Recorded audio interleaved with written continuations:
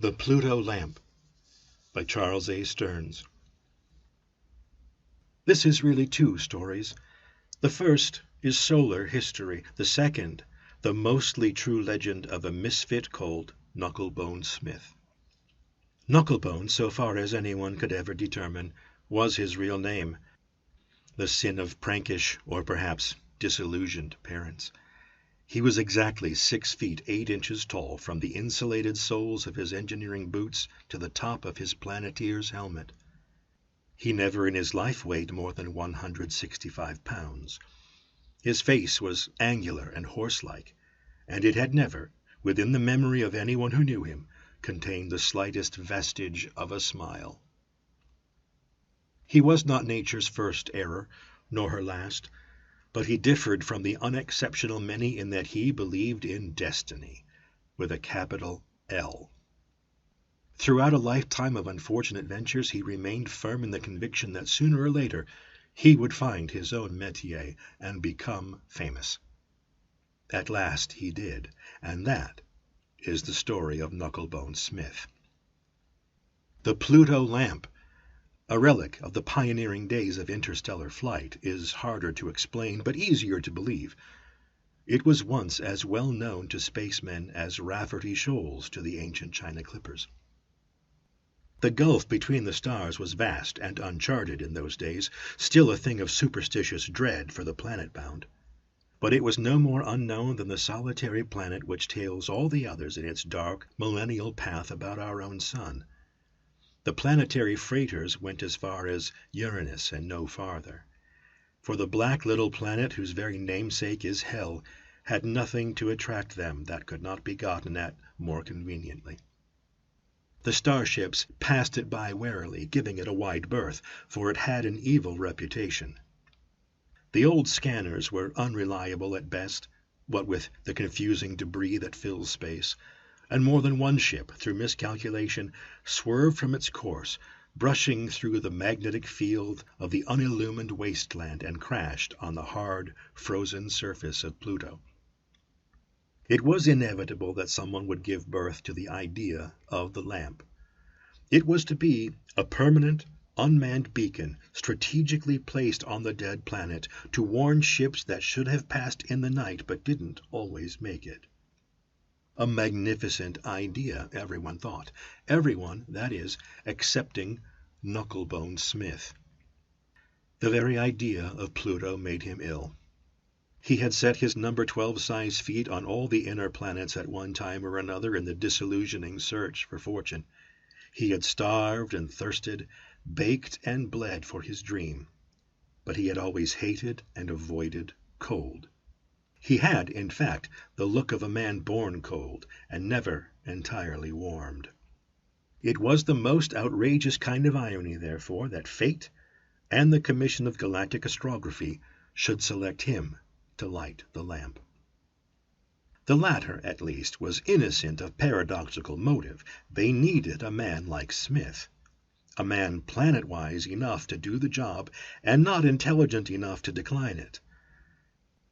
There would be another man along, of course, to direct, but he presented no problem, for he was Professor Salvor Jones, who had invented the light and insisted upon being along when it was installed. He was a dedicated man. Knucklebone Smith, however, was dedicated to something else, and it was only his pressing need for money that prodded him into acceptance of the offer. He didn't care a fig for the safety of starships. This would be a dangerous job at best, decidedly unpleasant at worst. Smith didn't mind the danger. He had seen much of it in his wanderings. But of unpleasantness he had experienced even more, and being a sybarite by nature, in spite of his hard life, he preferred real but painless peril. He was sure that he would be cold on Pluto. He was right. The lamp was not really a light, of course, nor did it faintly resemble one. What it did, in fact, resemble was a sleek space cruiser. This was wholly misleading, for though it was designed for interplanetary travel, it was to be a one-way voyage. Once in the orbit of Pluto, it would nose down, smash a few feet into the crystalline surface of frozen ammonia, and remain there forever, standing on end like a lighthouse. It was at this point that it would cease to be a spaceship and become a beacon. At least, that was what Professor Salvor Jones said. The beacon was 300 feet long, white in color for some mysterious reason, and had cost the government of Earth something less than $17 million. It was packed with expensive robotic equipment and was designed to be completely self-sustaining once its controls were properly set. It did everything for passing starships that could possibly be expected of a well-reared beacon. It cheered them on the outward passage, making them feel less lonely. It greeted them like a remote, cold Statue of Liberty upon their return, warned them of lurking meteorite storms within the vicinity of their course, and advised them of their position with relation to their destination when they contacted its sensitive radio. But most important, it warned them to steer clear of Pluto. It very nearly failed before it had begun all this show of monkish wayside hospitality, however. It would have failed if it hadn't been for Knucklebone Smith. They cut the beacon ship loose from its convoy line 500 miles out, which was sufficient for it to spiral in on the minimum of power it carried and land safely. Salvor Jones and Smith had only to lie in their safety hammocks in the cramped temporary passenger cubicle. The ship would land by itself. Their duties began once it had established itself firmly on the bleak expanse of dark planet below them. They were to adjust the automatic controls, make tests, and generally see that the thing was as it should be for the lonely vigil that lay ahead. 3 weeks, Salvor Jones indicated, should be plenty of time for all this. When it was finished, they would send a patrol cruiser from Ganymede to pick them up. That was what he said, but he was a very zealous man and doted on thoroughness. The fact was that they were finished with the tests in 7.5 hours, and there was nothing to do, unhappily, for the remaining 20 days, except to entertain themselves as best they could, and wait. It might be said that things went too smoothly.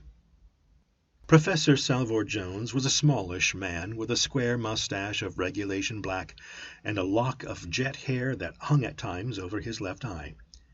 He had a perpetual motion machine built into him and a profound contempt for the normal pace of life.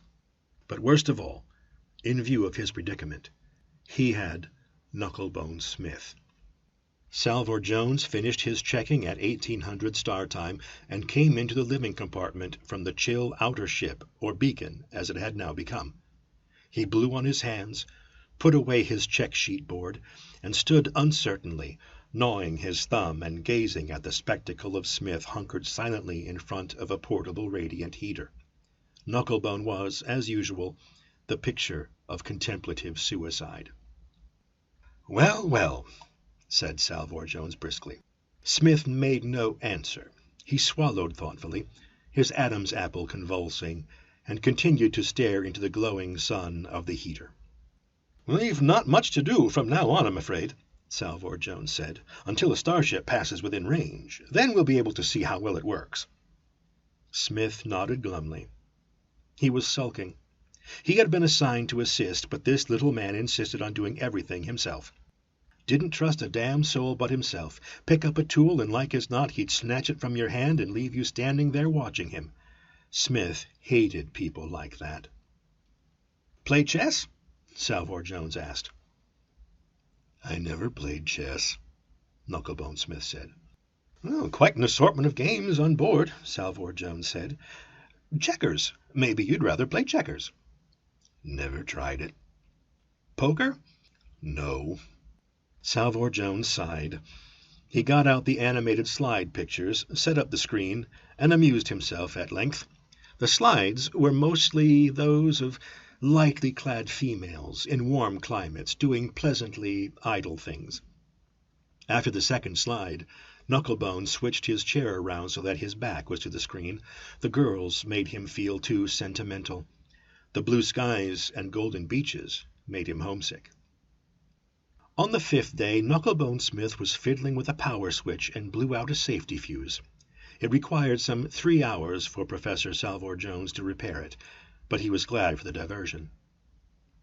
On the 8th day Smith was pottering in the pile room with an electric torch, making himself a wire book rack. A lubrication reservoir caught on fire, and a minor generator was ruined. On the 11th day he dropped a hammer from the fiddly of the power room to the floor, 100 feet below.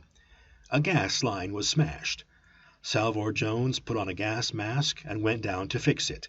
It took quite a long while. On the 14th day, without the slightest pretext, Salvor Jones called Knucklebone Smith a meddling fool. Smith hit him once, and that was that. They didn't speak to each other for 4 days. The meteor storm came only 3 days before their exile was to end. On Pluto, where the frozen atmosphere lies inert on the surface, there was nothing to stop the rain of debris from space. It sounded like sporadic hail on the tough metal hull of the beacon, and their scopes showed the mass to be more than 1,000,000 miles in width, streaming in from the direction of Orion. Salvor Jones was worried. There was a tiny blip in the lower corner of the solar coordinate on the radar screen, a blip that occulted with alternating brightness and dimness in a pattern of unnatural regularity. A ship! Her radio came in an hour later. She announced her name, Luna Star, and destination, Alpha Centauri. The hail of stones from space was getting worse. The beacon was built to stand such stress, but a starship meeting them head-on. It was a dangerous situation. Within the Pluto lamp 100 relays clicked and buzzed, automatic switches closed. The power pack deep in the body of the beacon hummed with sudden power. Even Knucklebone Smith seemed slightly interested. But nothing happened. The ship's signal came in loud and clear once more. "This is Luna Star. Come in, Robot Station Pluto Lamp. Come in, Pluto Lamp." Salvor Jones sprang for the manual switch and flicked it on. "Luna Star," he screamed. "Do you read me? This is Pluto Lamp. Do you read me?" "This is Luna Star. We understand the robot station is now in operation, but manned. Come in if you are there." "Luna Star, do you read me?" They waited a long, tense minute. There was no answer. "We're not getting through," Salvor Jones said. Knucklebone cleared his throat. "Well, there's a red light on over at the emergency panel. Would that have anything to do with it?" "You imbecile," Salvor Jones said. "Why didn't you say so? It's the antenna. I knew it. I knew there'd be trouble with the antenna. A meteorite must have damaged it." "Well, I guess this thing ain't going to work," Knucklebone said. "We've been here only a couple of weeks, and look what happens. I never thought it would be any good anyway." Salvor Jones bared his teeth. "There isn't a storm like this one every 25 years, he growled. "Don't sit there. We've got to go up on the dome. No, stay where you are. I don't want this job botched." He began to struggle into his exposure suit. "If the star hits it head-on, there'll be hell to pay," Knucklebone said diffidently. "I was in one of these storms once before on an old crate out in the belt." He got up and stretched his spidery frame languidly. Then he went over and took down his impossibly long exposure suit from its hook. "What are you doing?" Salvor Jones said. "Guess I'll go with you." "You're going to play hell," Professor Salvor Jones said in an unscholarly manner. "What good could you possibly be?" There was a steely glint in Knucklebone Smith's eyes. Later on, at the inquiry, Salvor Jones testified concerning that glint. "Listen," Smith said, "I guess I'm sick and tired of you trying to play the big hero all alone on this here tub. A body would think I was a moron. They picked me out of millions, didn't they? That's destiny.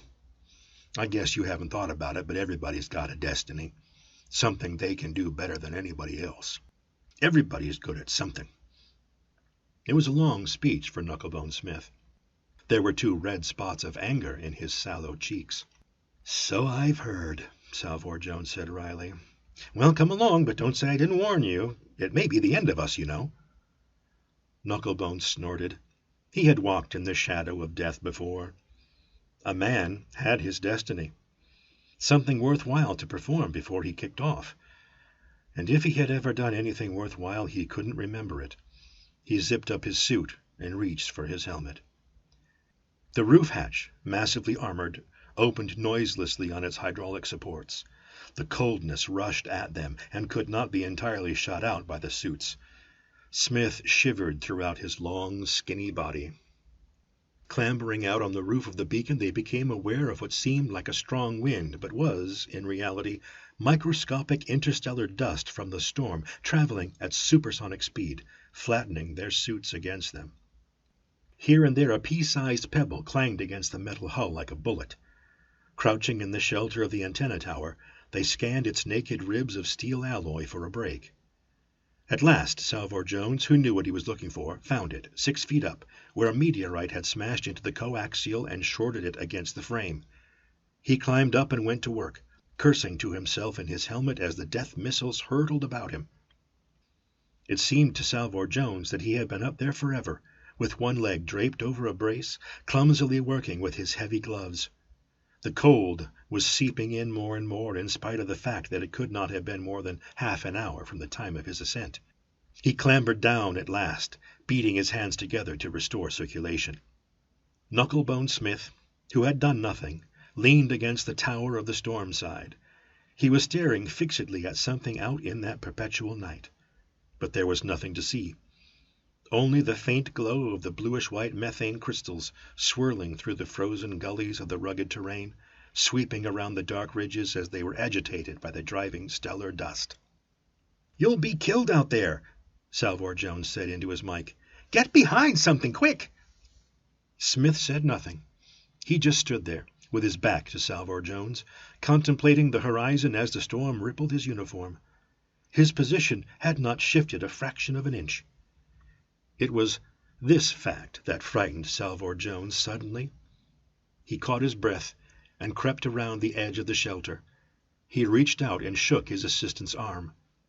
Knucklebone Smith did not move.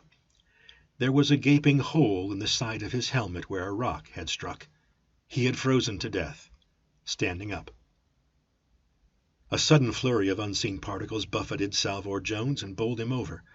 Something big smashed against the roof hatch with such force that the entire beacon shuddered. The lid of the hatch, its braces torn from under it, clanged shut. Then the sudden gust abated. Salvor Jones crawled over to the escape hatch and looked at it. It was slightly askew. There was plenty of room to get his hands under the edge of it. He tugged manfully in an effort to slide it aside enough to admit him, but in vain. It weighed more than half a ton. He pried at it with his adjustable wrench, but it wouldn't budge. He looked around for something longer. There was nothing. Professor Salvor Jones realized that he was going to die on Pluto.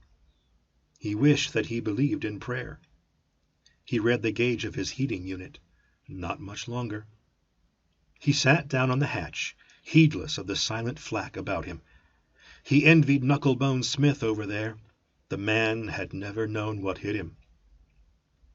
Knucklebone was still standing there, tall against the night, rigidly leaning against the superstructure, an impossible caricature of death. Something clicked in Salvor Jones's brain. One faint, mad hope. He crawled over and tugged at Smith's legs. The tall corpse came crashing down on top of him.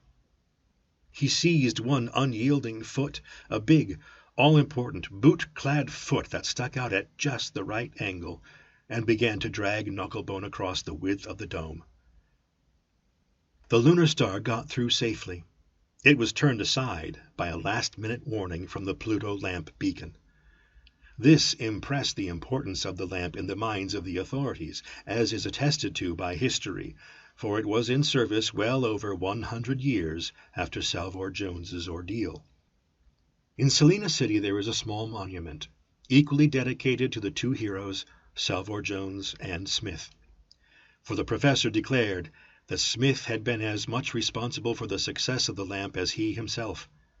Hadn't he saved the day there at the very last? As for Knucklebone Smith, his frozen body still lies in simple state on Pluto.